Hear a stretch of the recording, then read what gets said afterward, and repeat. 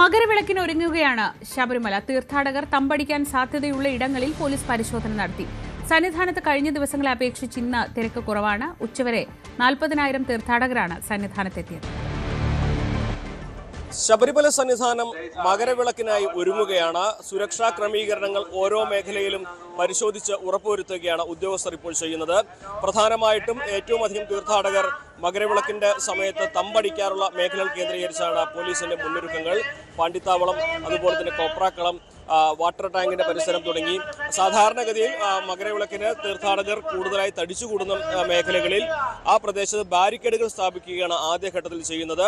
അതോടൊപ്പം തന്നെ ഇവിടെയെല്ലാം തന്നെ വരും ദിവസങ്ങളിൽ സന്നിധാനത്ത് നിന്ന് തീർത്ഥാടകർ പർണശാല കെട്ടി താമസിക്കുന്ന ഒരു സാഹചര്യമുണ്ട്. മുൻപൊക്കെ അവിടെ പാചകം ചെയ്യാൻ അനുവാദം നൽകിയിരുന്നെങ്കിൽ ഇത്തവണ അവിടെ അടുപ്പ് ഉപയോഗിക്കരുത് എന്നുള്ള നിർദ്ദേശം നൽകി കഴിഞ്ഞിട്ടുണ്ട്. അവിടെയെല്ലാം പർണശാല കെട്ടി താമസിക്കുന്നവർക്ക് സൗജന്യമായി ഭക്ഷണവും വെള്ളവും എത്തിക്കാനുള്ള ഒരുക്കങ്ങളും ഇവിടെ പുരോഗമിക്കുകയാണ്. ദേവസ്വം ബോർഡ് പ്രസിഡന്റ് ഇന്ന് എത്തും. സ്വാഭാവികമായിട്ടും വരും ദിവസങ്ങളിലെ മുന്നൊരുക്കങ്ങളുടെ വിലയിരുത്തൽ ഉണ്ടാകും. ഇന്നലെ പോലീസിന്റെയും മറ്റ് വകുപ്പുകൾ, RIFന്റെയും മറ്റ് വകുപ്പുകളിൽ ഉദ്യോഗസ്ഥരുടെയും ഈ പ്രദേശങ്ങളെല്ലാം തന്നെ വിശദമായി പരിശോധിക്കുകയും അവിടുത്തെ സുരക്ഷാ ക്രമീകരണങ്ങൾ ഉറപ്പുവരുത്തുകയും ചെയ്തിരുന്നു.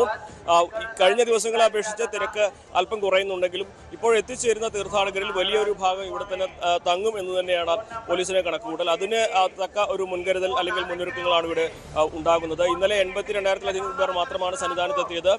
ഇന്നും തിരക്ക് നിയന്ത്രണ വിധേയമാണ്. മണിക്കൂറിൽ 2,000-3,000 തീർത്ഥാടകർ മാത്രമാണ് പമ്പയിൽ സന്നിധാനത്തേക്ക് എത്തുന്നത്. അതുകൊണ്ട് തന്നെ വലിയ തിരക്കില്ലാതെ എവിടെയും കാത്തു നിൽക്കാതെ സന്നിധാനത്തേക്ക് എത്തി ദർശനം നടത്തി മടങ്ങിപ്പോകുന്ന സാഹചര്യമാണ് സന്നിധാനത്ത് ഇപ്പോഴുള്ളത്. പക്ഷേ ഇനിയുള്ള ദിവസങ്ങളിൽ ഒരുപക്ഷെ നേരത്തെ സൂചിപ്പിച്ചതുപോലെ മകരവിളക്കിന് വേണ്ടി തീർത്ഥാടകർ തമ്പടിക്കുന്ന ഒരു സാഹചര്യം തന്നെയാണ് സന്നിധാനത്തുണ്ടാവുക.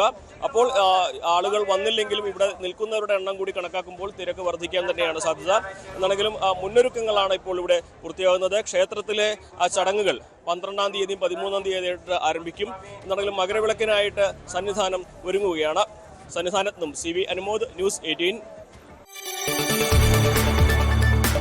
കൂടുതൽ വാർത്തകൾക്ക് news 18 Kerala YouTube channel subscribe ചെയ്യുക.